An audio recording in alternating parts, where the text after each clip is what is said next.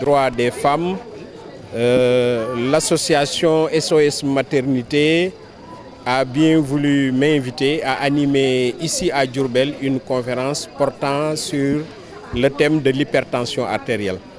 Donc le prétexte, c'est la célébration de la journée des femmes et cette association composée de femmes actives à Diourbel a décidé d'aborder un thème de santé pour marquer une action de sensibilisation sur une pathologie très fréquente, sur une pathologie qui amène beaucoup de difficultés de prise en charge, mais aussi qui a une forte morbidité et une mortalité dans tous les pays et en particulier cette hypertension artérielle est en progression épidémiologique au Sénégal. C'est pourquoi nous avons jugé utile de venir échanger avec les femmes de Diourbel.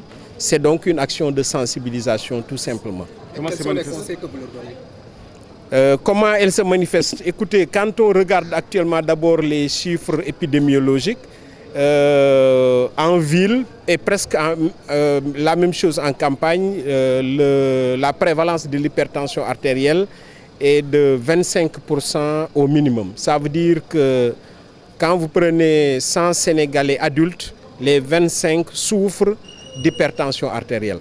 Et vous savez que cela nécessite de poser un diagnostic précis, de mettre les malades sous traitement.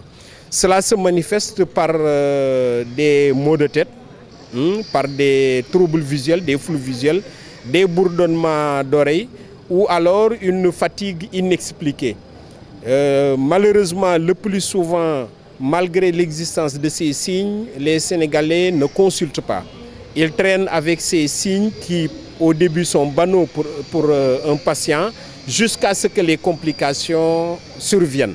C'est pourquoi j'ai insisté surtout sur la prévention des complications, parce que ce sont des complications très sévères, mais aussi dont la prise en charge est coûteuse. Ce sont des maladies cardiaques.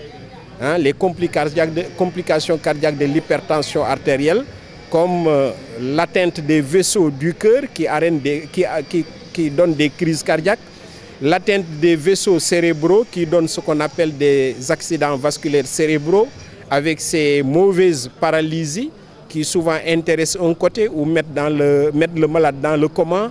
Ce sont des atteintes du rein, ce qui donne des néphropathies qui évoluent de manière assez rapide quand le malade est hypertendu et ou diabétique jusqu'à avoir besoin de dialyse. Et vous savez que les dialyses constituent quand même des contraintes financières, mais aussi des contraintes de vie pour les malades. C'est aussi des complications oculaires ou bien des complications au niveau des jambes. Maintenant, afin d'éviter que ces complications sévères s'installent, nous avons pensé qu'il faut faire de la sensibilisation massive au niveau des populations, en particulier ici à Diourbel.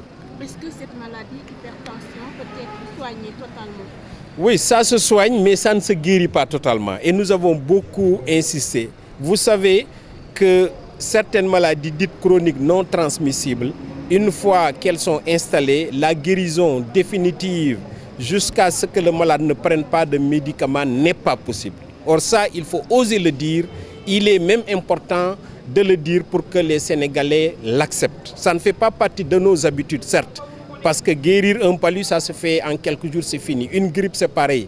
Une fièvre typhoïde, c'est pareil. Mais quand il s'agit de tension ou de diabète, une fois que le diagnostic est posé et bien posé, le traitement est à vie. Mais ce qui est intéressant, c'est que le traitement est efficace et empêche l'installation des complications. Donc si le malade accepte de prendre son traitement tous les jours pendant toute la vie, il est presque comme tout le monde. Les complications ne s'installent pas, son espérance de vie est correcte. Et ça, c'est important d'y insister au Sénégal. Mais aussi, ça évite l'installation de ces complications qui grèvent le budget des familles. Vous avez soulevé la question des cubes magiques que les femmes utilisent parfois en ménage. Oui, parce que l'une des causes bien connues de l'hypertension artérielle, c'est l'excès de sel. Or, tous les cubes sont salés. Il n'y a aucun cube qui est vendu sur le marché sans provoquer un apport supplémentaire de sel dans l'alimentation. Il faut non seulement diminuer le sel que les dames ou les cuisiniers mettent dans nos aliments, mais il faut aussi et limiter, voire même bannir les cubes. Les cubes ne font qu'amener du sel, mais parfois aussi faussent complètement le goût naturel des aliments, notamment des légumes. On nous dit souvent qu'il y a deux sortes d'hypertension, de tension, l'hypertension artérielle et l'hypotension. Quelle est la différence entre ces deux? Bon, l'hypotension, c'est la tendance à la baisse de la tension artérielle. C'est beaucoup moins grave que l'hypertension artérielle. Donc nos sujets aujourd'hui, c'est la tension qui s'élève, c'est la pression artérielle qui s'élève de façon anormale. L'hypotension est fréquente, surtout chez les femmes. Le traitement est très simple. Ce n'est pas un problème de santé publique, mais c'est l'hypertension artérielle qui pose vraiment un problème de santé publique, de dépistage, mais aussi de prévention des complications.